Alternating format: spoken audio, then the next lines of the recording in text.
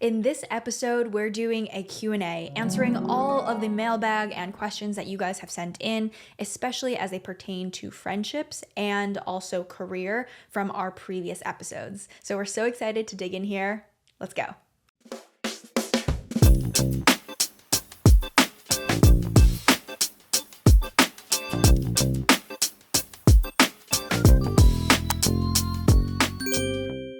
Hi, I'm Jean. And I'm Cherie. And we're the Tiger Sisters. Welcome to our season finale. Season 2 finale. Can't believe we're here. I know. It's gone by so quickly. Wow. Yeah. First, we're going to start off with the age-old segment of roses and thorns. Jean, what is your rose and what is your thorn? Okay, so my rose is that I have gotten into like a good exercise routine, and I'm very proud of myself. This past week, 7 out of 7 days, I have like moved my body. Either I've gone to the gym and done a gym class, or I played pickleball, or I had my tennis lesson, or I went to the gym and literally just walked at 3.0 for like almost an hour and like talked to one of my best friends on the phone. So that was my like recovery day yesterday. And this is just like, it's been like a goal for so long to just do a consistent like daily movement practice. Can't believe I just said that, but I did. Who is she? I know, who am I? I feel like I'm one of those like wellness articles. And now I feel like I'm like finally in the mode of it. In the groove. Yeah. The funny thing is like starting next week, I have this like crazy travel schedule. So I'm going to be out of the groove again, but I think that's okay. Like it's more about like when you can and when it like serves you to like do it as much as possible. So I'm really happy about that. And I'm just like feeling like really good. I love that. I think it also shows too in how you like show up too. Like you feel better, you know? Yeah. Like you just feel better in your body. Yeah. Like, and the other thing I've noticed is, so I wear this Garmin, and even though I still don't sleep that much, like even if I only sleep 6 hours, it says my body battery is like 90%. Isn't that crazy? I'm like, is this thing broken? But I think it's because I've been exercising. I think it's the working so I out. like, You sleep deeper, probably. Yeah. So it's a thought. I guess while you're traveling next week, maybe a challenge is to like try the hotel gym and just walk there too, even though it's like a different. Yeah. Or maybe like an activity or something, or like try to like do stuff. I will be skeet shooting. Is that cardio?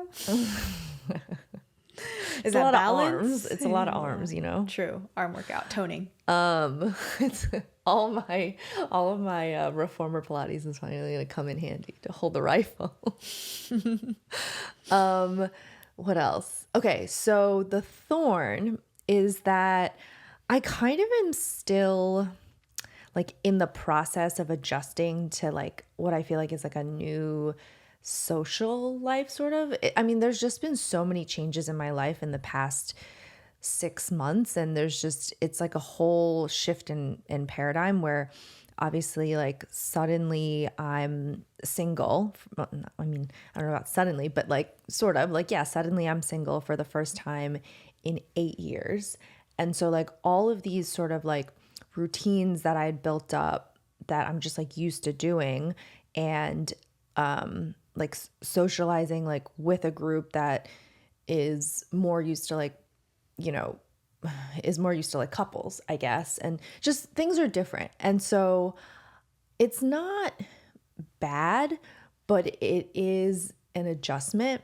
And I'm still kind of, I feel like, working my way through that and like sort of figuring it out. Yeah, figuring it out. And it has been a good thing that we've been working on Sisters together, because we've just like thrown ourselves like headfirst into it. And like honestly, like we work so much. We work every single weekend. Yeah. And like every single day. Like and night. Yeah. Like we work, and the fact that like we're, you know, at this time and place in our lives where we can actually like live together and work together at the same time, like it's like really intense. But in some ways it's good because I'm so passionate about what we're doing that I've like thrown myself into it.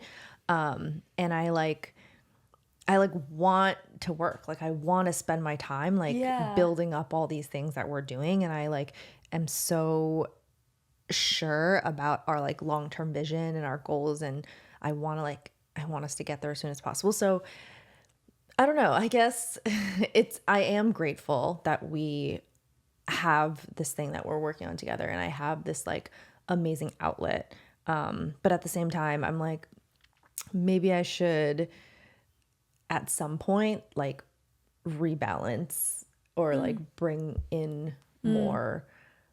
socialization like back in. But it's okay. I think there's different seasons for different things. Like there have been other times where I've been like super social. Yeah. So that was a little long-winded, but I had to get it out there. She's figuring it out. This is talk. In case you guys haven't realized, this is talk therapy turned into a podcast. Yeah. I mean, I don't know. Tell me if you guys have ever been in a similar period where you were forced to just be in like a really different state all of a sudden and like had to kind of like work through it.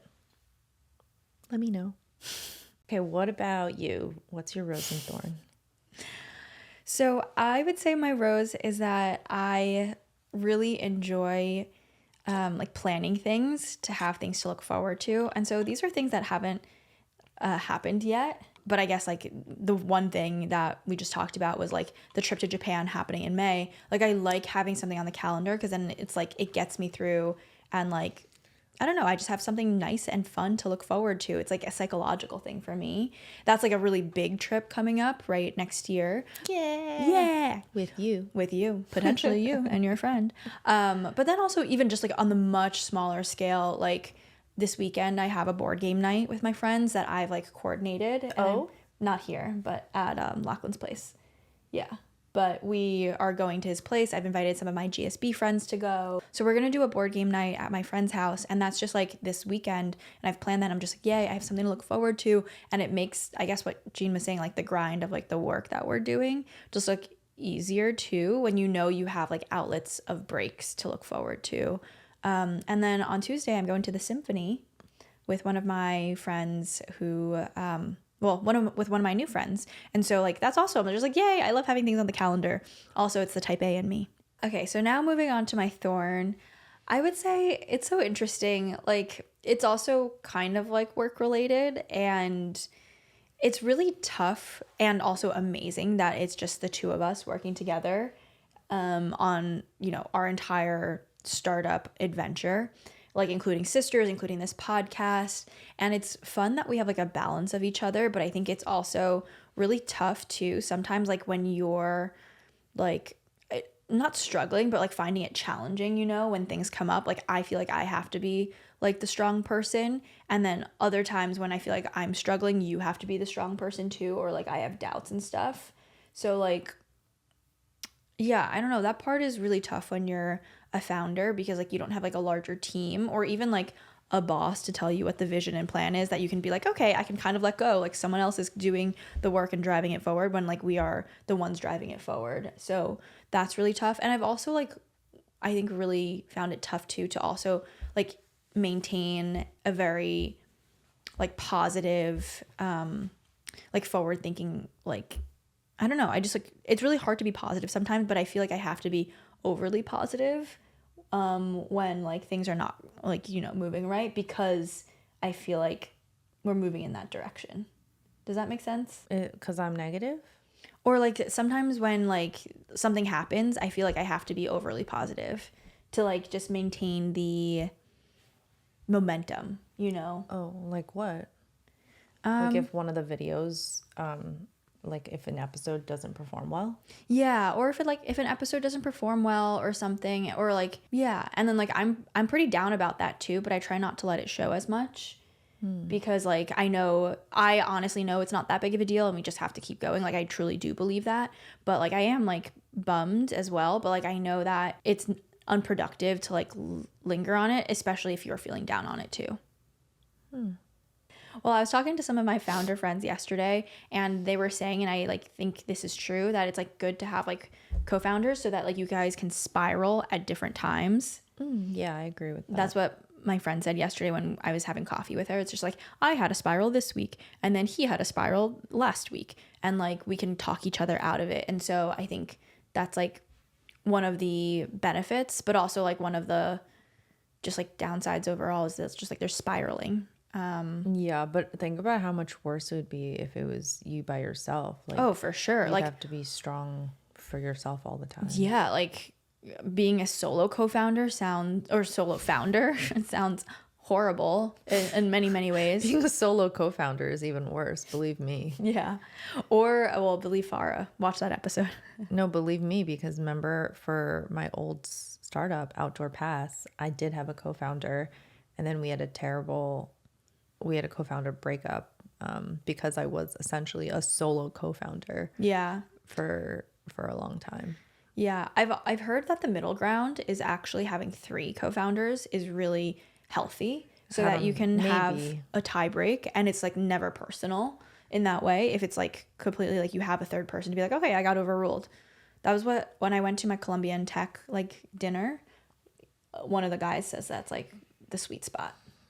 Maybe. It would really depend on the dynamic of the group, because I could see potentially like one person feeling like they're getting like ganged up on all the time if they're always the one that's getting overruled. It's true.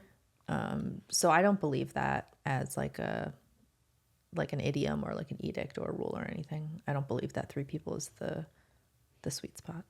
I'm pushing back on that. Take it up with beep, beep. Brian, you're wrong. Brian, you're so wrong. Actually, Brian's right, probably in his own instance, talking about himself. Yeah. So, Sure. okay. We're going to take a quick break and then we're going to get into our Q&A. Hey guys, quick break to let you know that we now have merch on sistersmatcha.com. We have sweatshirts and t-shirts that we designed ourselves. Go check it out. And please rate us 5 stars on Spotify and Apple Podcasts. These ratings are so important for the distribution and survival of Tiger Sisters podcast. Thank you for your support. And we're back. We're back. We're going to get through as many questions as possible. Okay, the first one is for Anna Karate. Anna, thanks for your question. She said, love the friendship podcast. Listen to it today. If you could do a part 2, which I'd love to watch, I have a couple of questions. 1, how would you deal with a friendship breakup where you lost significant trust in the other person? 2, what if I want to talk it out with her, but I get the vibe that my ex-friend does not want to confront the issue? We're not really on speaking terms at the moment. Thank you, girls. Oh my gosh. My heart hurts. And, it's just, Yeah. we talked about it in our friendship episode. This is so hard. So I really feel for you, Anna. And it's not easy. And it's like very courageous, I think, to want to take this head on. She's so empathetic. I was going to go in straight with like an answer. She wanted to go in with a problem solving. No, I just feel for you. It's not easy. Thank you for your question. And it's even harder when the other person like may not be willing to, engage. Yeah, dude, for me, I think the most important thing that you said is I lost trust. Yeah. If you've lost trust in a person, it's for a good reason, right? Like that's not something that you would say kind of willy-nilly, frivolously. Yeah. So like if you've lost trust in a person, for me, write it off. For me, write off. Like if you're what do you asking, mean write it off? The friendship. Oh, it's over. It's over. Like if you can build trust back. If you feel strongly enough to put it in words that like I have lost trust in this person, then I think that is something that like you can almost never come back from. Whoa. That's so strong of a statement. I think you can come back from losing trust if both parties, and it doesn't sound like it's this case right now, but if both parties are willing to work on it, and it's going to take time, it's going to take a lot of hard work, probably tears. Like I think you're able to build back trust, or you're able to try to build back trust. Even if you try, you might not be able to get there, but you need to have 2 willing parties to do so. And I don't know, I feel like over time it can be built back. Maybe I just think that like if it's to the point where she's saying like I've lost trust in this person, it depends on what happened. That means that like there have been enough like attempts or like bids, and like enough effort she's put enough effort in to like get to this point. So like I think, I mean, I guess to be more prescriptive, maybe like one thing you could do is a thought exercise for yourself where you kind of like project out the different outcomes where you're like, okay, what is the best case scenario that could come out of this? If like I really want to like push this reconciliation and like I am the one to drive this reconciliation, even though she doesn't want to like talk through what actually happened, like, sure, I'll go with that. And then we'll just like become friends again. And I will forgive her for her trespass of my trust. Then like kind of like work it out in your head. Like, okay, what's the best case scenario? Then also, this is, I think, a cognitive behavioral therapy method or like a derivation of it. What's the best case scenario that could happen? What's the worst case scenario? And then maybe like what's the most likely scenario? And then based on those three, you can kind of decide like, am I interested in going down this path, knowing the range of possible outcomes? That's a really interesting framework to think through. And I guess it's like safer because you're doing it like on your own. It's a thought exercise. Like it's only within the parameters of your own feelings without involving the other party who. And you can kind of like go through the feelings yourself, like almost like a dry run of the feelings to see how it makes you feel. And then it's almost like you might get a gut feeling from going through that exercise and then feel like, you know what, like I really realized that like it's not, this is, the friendship has run its course and it's okay. Or to be like, what am I doing? Like, I love this person so much. We have such a deep history and like we could have such a beautiful friendship ahead of us if only I take this step. The red flag for me is not so much the loss of trust, because I do think that people are able to repair. But I think, I mean, it's difficult, but I do think it's possible. I think just the other person avoiding or unwilling to work on it is the bigger red flag for me. It's like, I want to know that you're as invested in this as I am. And like, it's going to be really hard. And maybe that's why that person's avoiding it. But like, if this is going to work, like you have to do hard shit and be as invested, if not more. Like both parties need to be giving 100%. It's not like one, it's not 50-50. It's like both need to be giving 100% for it to work out.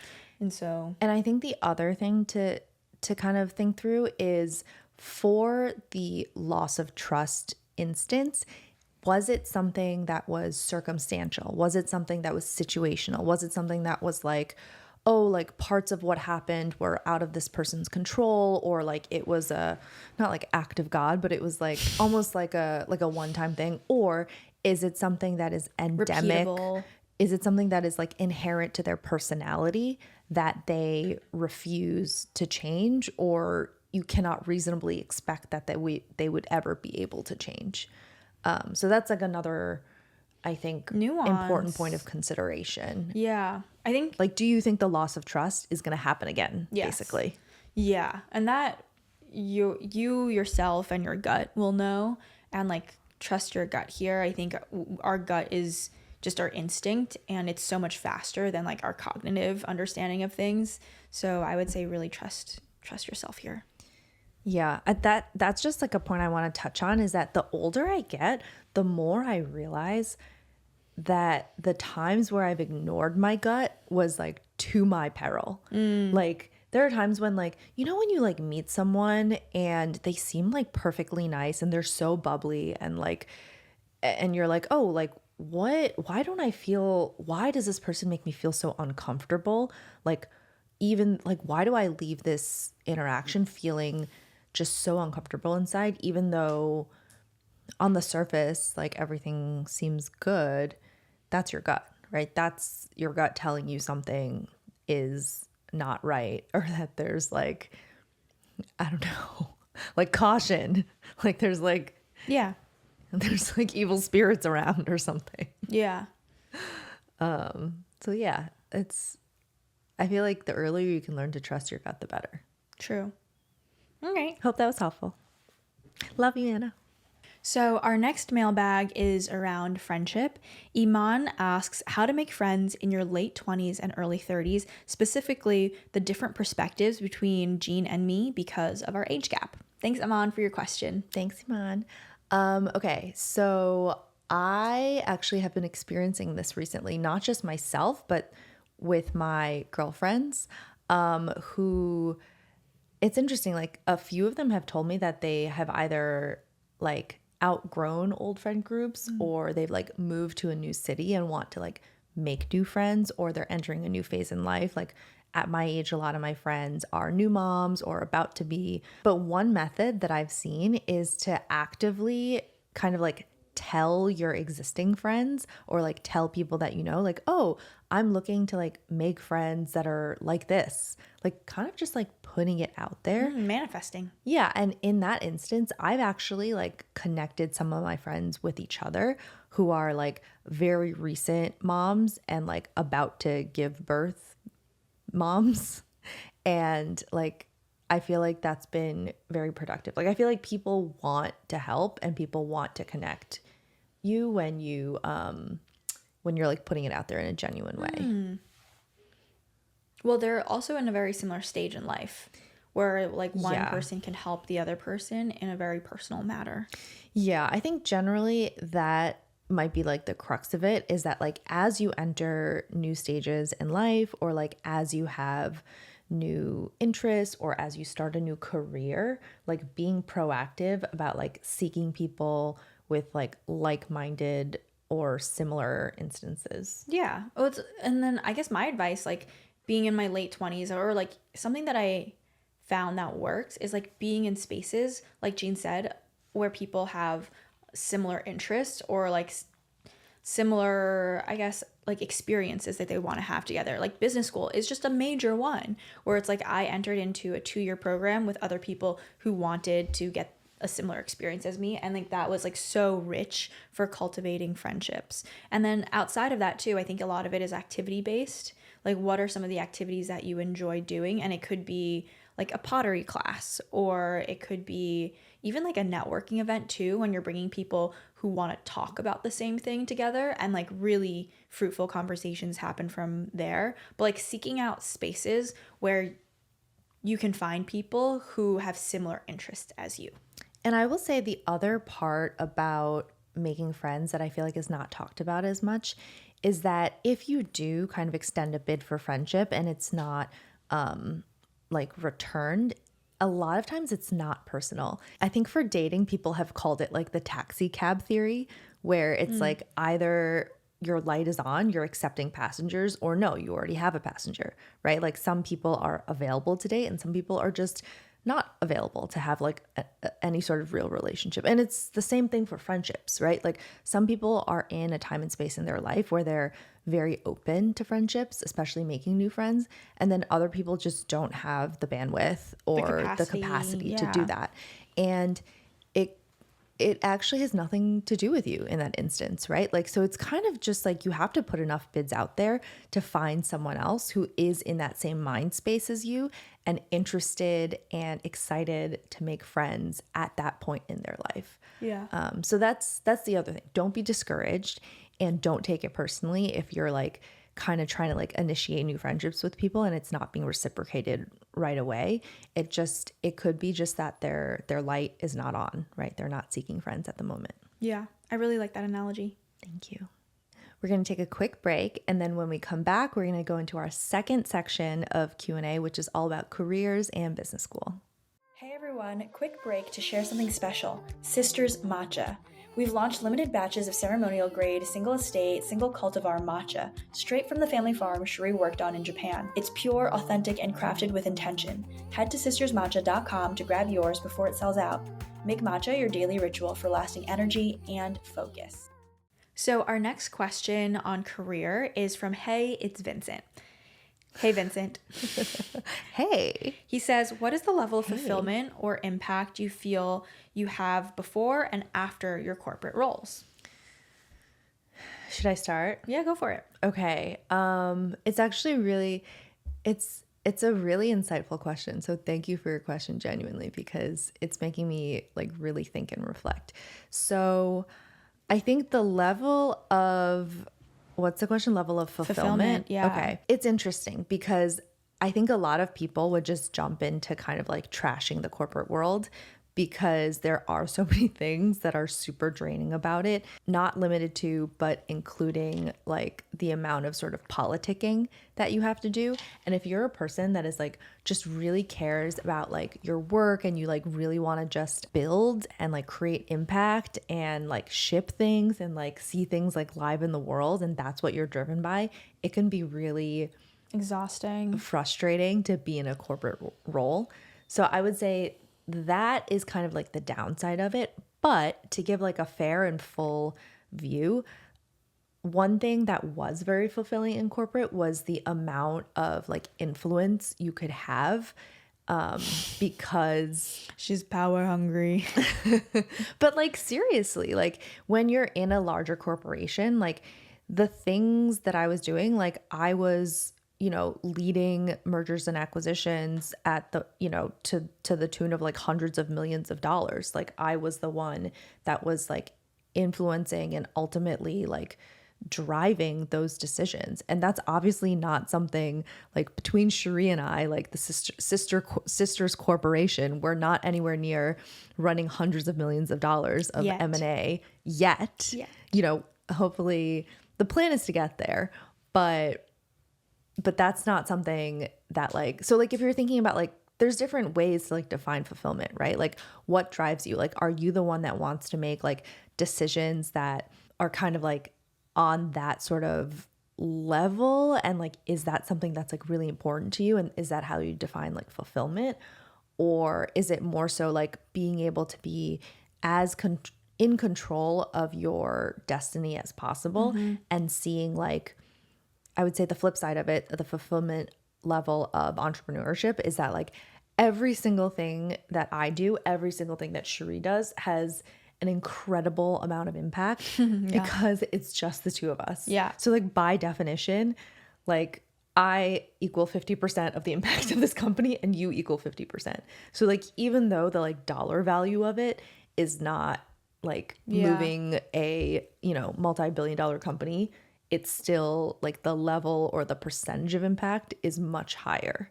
Yeah. It's like a fractions or something. It's like, you know what I mean? Yeah. It's like having more ownership over a smaller pie versus having more ownership over a much, much larger pie. Or less ownership over a larger pie. Less ownership over a much, much larger pie. Yeah. I mean, that really characterizes it well. I think it goes back to just like what is fulfillment for you. Like Gina and I can only talk about what is fulfilling for us. But like people find different things fulfilling. So like startup life might not be for everyone because they don't find it fulfilling. But I think what's for me, it's way more fulfilling than the corporate world. Although I loved my time working at LinkedIn and in big tech and then also in venture capital. There's, like Jean said, there's so many pros in that like sector, in that sphere, but it's just so different. What I found is like working on our own thing, my own thing. It's like, I don't mind working late. I don't mind waking up early to do it. And because like Jean and I have the discipline and the excitement around this, that like we're able to execute it at a faster speed. I think like I'm at my core am a builder. Like if you were able to like characterize like kind of you as you did before, like I really enjoy building things and making things and putting things out there. That could be like by ourselves or with a larger team. What's another archetype aside from builder? Manager. Oh. Yeah, like IC versus manager work in my mind. That's what you're saying. Yeah. Okay. Like I really enjoy building. I think the influencing and like managing people and like herding cats and politicking and stuff, like that is a different set of skills, and I think people are good at it, but like I just really enjoy like doing. Yeah, I think it's the computer scientist, engineer inside the her. computer scientist in me, the builder. Don't you call yourself computer engineer? Yeah. Well, no. Never engineered any computers. She's an engineer. But yeah, so that part, because I'm able to build, aka release content, build our business, and have more ownership around it. It's building because I'm able to do that day in and day out. Yeah. It's like way more fulfilling rather than like having to write a Write a PRD or a spec about building, or writing a strategy about the potential path that you could move in order to build towards the goal that is the 3-year plan. Like, you know what I mean? You're like so when many you're in steps corporate, removed. there's like so many layers of abstraction that you can only, in your specific role, like you can only pierce so many layers. Well, I also think that is one of my strengths too, is that I'm a person so prone to action that it was very like frustrating for me when like we couldn't build fast enough, or like there were so many other layers. She's like, let me code this myself. She's like, let me get in Git. I was like, let her cook. No, it wasn't even the engineers actually. It was just more so like, yeah, of course not. The layers of bureaucracy. I would never hate on an engineer. I've had a big tech company, you know, where like you needed approvals, you needed the design, you need design review, you needed like whatever. That I was just like, oh my God, this is just taking forever to do. Whereas like now we're doing all of it, and we are doing our own design reviews. Yeah. It just feels so much better that we can release stuff. And maybe it's not like at the level of like, you know, LinkedIn design, what's it called? Quality bar? Or What's it called?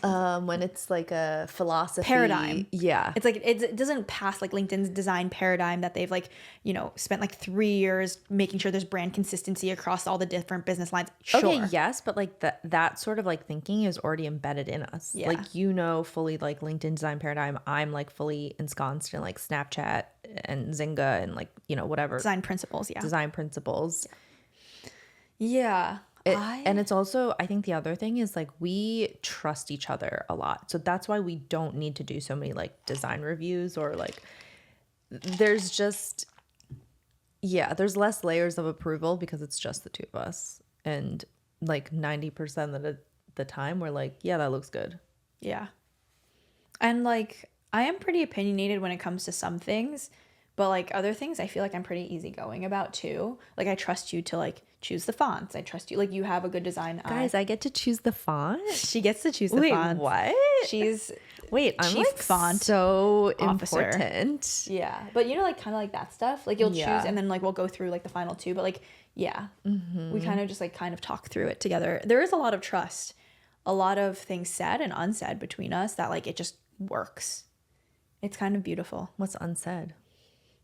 I already said it in the beginning of the podcast. When you spiral and I feel like I need to be strong. Could it be me? Spiral's too strong of a word. It's not exactly couldn't be spiral. me. But yeah. So I feel way more fulfilled from doing this stuff. I think there's also just like so much bureaucracy and like meeting times. Yeah. For that really drained me. At big companies where it's just like, why? Like sometimes I would leave a meeting and the people are fantastic for the most part, but sometimes you'd be like, did this really need to be a meeting? Like this was, you know that feeling? Yikes. It feels like just like a waste of time, and I hate wasted time. Guys, don't you dare waste her time. She'll cut you. You know? Yeah, but I will say still, like, okay, to paint a full fair picture, like buyer beware, there are elements of being an entrepreneur that are like harkening back to what Cherie said at the very beginning, like every single thing is much more felt, right? Like you can't just be like, if something doesn't work out, you can be like, well, it wasn't my fault. It was because the like UX designer didn't want to take my feedback on XYZ, right? Or it's like, well, it's just, it didn't get approved by, you know, the CFO. Like you can't, everything. There's no blame. Yeah. Or there's no, Everything's it's on like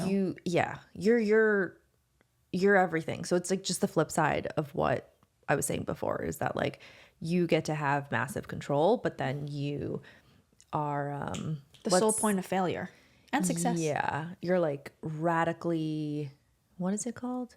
Radically responsible? Radical ownership. That's what people say. Do they? Don't they call it, don't they say radical candor? Yes, but then I've never heard of radical ownership. Guys, radical ownership. You heard it here first. Radical Candor by Kim Scott. Radical ownership. TM. Jean Lou. Well, it's also the idea. One of the reasons why I think it works well is because I embody radical ownership in the like. She used it. Act like an owner. Radical ownership. Radical ownership. Radical ownership. Well, I think it's so important. I do not like working with people who pass the buck. That is just the most like that's like if I'm hiring for someone, like I need to filter out people. She's looking for radical ownership. Yeah, like you're an guys. owner. If you see a problem, it's like up to you to figure it out. Don't be like, "Oh, like I don't know how to do it. They can do it." And like, no, figure it out. Yeah. Like I expect that. Like Yeah. and that type of personality and mindset is like actually I think quite rare. Especially in big tech companies. I think it's much more common in startups. Yeah. I think I've always worked at tech companies that operated like startups. Like I've Yeah. mentioned before, Zynga was the first tech company I worked at, and the company motto was be your own CEO. Like, how That's insane crazy. is that? Yeah. Be your own CEO, like literally every single person. So like it can kind of lead to anarchy, but it also it's radical ownership. Like there's no other way. I think I saw radical ownership with a lot of PMs that I worked with because like that was like the nature of their job. You have to own something. Yeah. But like some of the best engineers that I worked with also adopted that. But then there's also totally. but there's also tons of PMs and like engineers as well who are just like, not my problem. And I'm just like, Yeah. hello? Yeah. You know. So anyway, it's also like if that's what you're looking for, like if you want an environment where sometimes you can be like, not my problem, then you will be better served and you will find like a corporate life more fulfilling. And you can also have different phases, right? Like people Yeah. go through different phases in life. True. You need to be in a point in your life where you can succeed, where you're set up to succeed in entrepreneurship. This is a sidebar, but I talked to one of my Our like seventh sidebar in answering this question. I talked to one of my friends who at the Columbia in Tech alum dinner. Guys, why does she keep pushing Columbia and Tech? So awkward. Are you getting paid? No, this is not. This is free advertising. But actually, it's not even advertising. It's only for Columbia alums. Anyways, I was talking to, and he's one of the co-founders, and he was saying that whenever he's hiring for someone, that like since it's such a small, lean, scrappy startup, and that's like their mentality and culture, that if any of the candidates ask about work-life balance, it usually won't work out. Which is like, he's just like, I understand that's not fair. Maybe they're asking because like they're curious, whatever. But like usually like, we hire them and then 3 months in, just like they're not working as hard as like we want them to or expect them to. But he's just like, honestly, as a founder, I've been working 100-hour weeks for the last 3 years. Don't ask me about work-life balance. Like if you want to come work at a startup, it's going to be a grind. Like you have to be in it. But like that was the perspective of one of the co-founders when he's hiring someone. And I'm like, that's harsh, but I get it. I see it, But like, yeah. But he's just like, now he's like, I work weekends and I've worked weekends for the last 3 years. Now none of my employees work weekends because we've gotten to that stage. But he's like, that's crazy to me. And yeah, he's like just a crazy founder, but like that's the energy that he brings. honestly, like maybe I'm so like red pill, blue pilled or whatever. I don't think that's crazy at all. Like that's been the mindset and that's been What is the red pill, blue pill? I know that's a Matrix reference, but how does that work here? it's just like, I think it means like when you just like drink the Kool-Aid, like you just accept something as truth, like holistically without even like questioning it. And that's just your reality. Correct me if I'm wrong, guys. But I think that's just my normal. default way of thinking because I've always been in companies where that's been the expectation, like Goldman Sachs, Yeah. Zynga, Snap. Like at every single one of those places, I have worked in the office like way past midnight. You should work at Microsoft. You should go somewhere. know. Go somewhere cushy where they'll respect you and worship you for the 40-hour work week you're putting in. Yeah. But like at every single one of those places, I've worked in the office way past midnight to like 2 a.m., 3 a.m. Like, so I guess I feel like I'm having that like Kim Kardashian moment where you're like, people don't even work anymore. Nobody wants to put in hard work. But that is kind of what people who are like older at like investment banks say about the analysts. Yeah. Although you don't want them to unalive. Oh my God. Either. Yeah.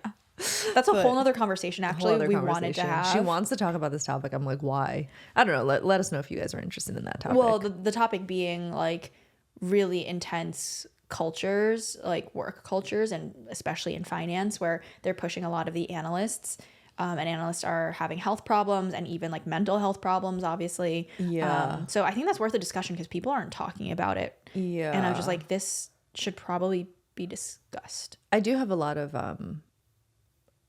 war stories when it comes to that. If you guys are Hey, interested. kids, you want to see these scars?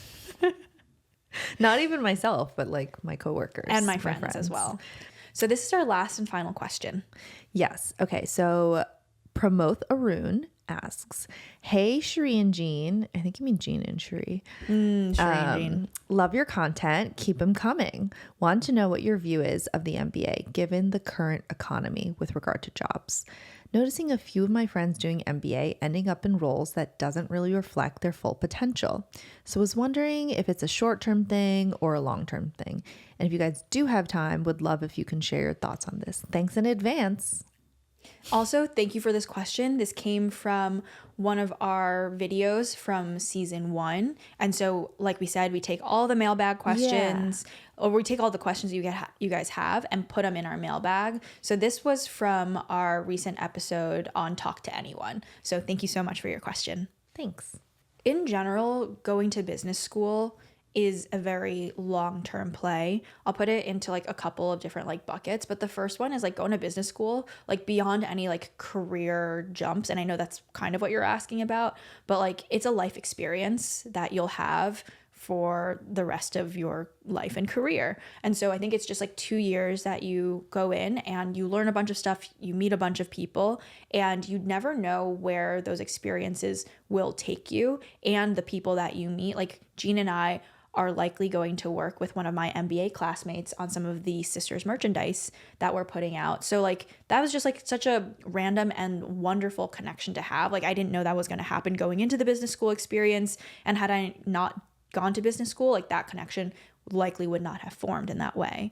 You will see the effects of business school in the very long term and perhaps in the near term, but it really depends on the macroeconomic conditions that Over the fullness of time. Yes. But like in the near term, I think right now in like 2024, 2025, there's like a lot of softness in hiring. Like there's way more people who are looking for jobs than there are jobs available, which is pretty different from like 2021, especially in the tech sector.